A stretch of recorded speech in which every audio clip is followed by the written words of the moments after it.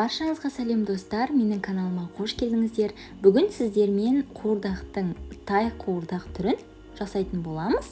Рецептімен бөлісетін боламын. Өте дәмді болып шығады және де жасалу жолы да ерекше. Арнамнан алыстамай видеоны соңына дейін көріңіздер. YouTube арнамда күнделікті өте дәмді рецептермен бөлісетін боламын. Сондықтан менің каналыма бірден тіркеліп қоңыраушаны басып қойыңыз. Тай қуырдақ жасау үшін жылқы малының етін пайдаланамыз. Етімізді 4 бұрышты етіп, бірдей формада турап шығамыз.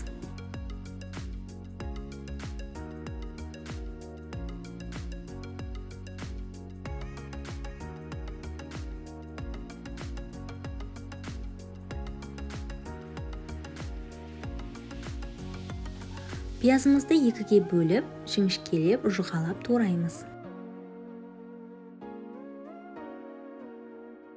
Қазанымызға май құйып, май қызған сәтте етімізді саламыз. Араластырып қуырамыз. Үстіне пиязымыздың бір бөлігін қосып, қақпағын жауып, баяу отта бұқтырамыз. Етіміз піскенше картошкамызды еттің формасындай бірдей етіп, 4 бұрышты етіп турап шығамыз.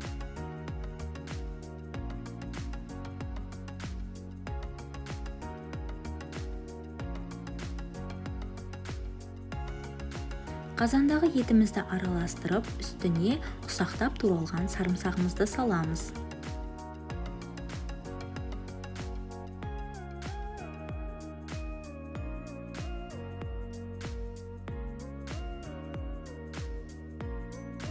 Және де үстіне қара бұрыш, паприка сеуіп араластырамыз.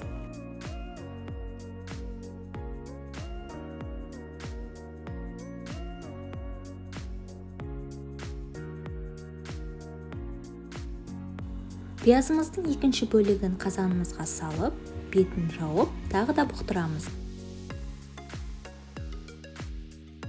Картошкамыздың үстіне тұз, қара бұрыш, паприка және чесночный масло құйып, барлығын араластырып, противеньге пергамент қағаз төсеп, пешке қоямыз.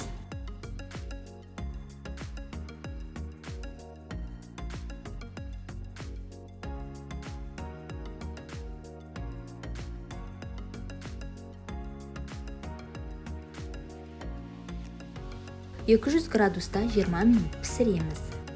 15 минут өткеннен кейін тағы да етімізді араластырамыз. Жас малдың еті болғандықтан бұл тез піседі. Менде бұл тұздалған ет. Сіздерде тұздалмаған ет болатын болса, дәміне қарай тұз салыңыздар. Толықтай пісіп шыққан етімізге духовкада піскен картошкамызды салып араластырамыз. Духовкада піскен картошканың дәмі басқаша болады, сондықтан екеуі араласқан кезде ерекше үйлесімді дәм береді.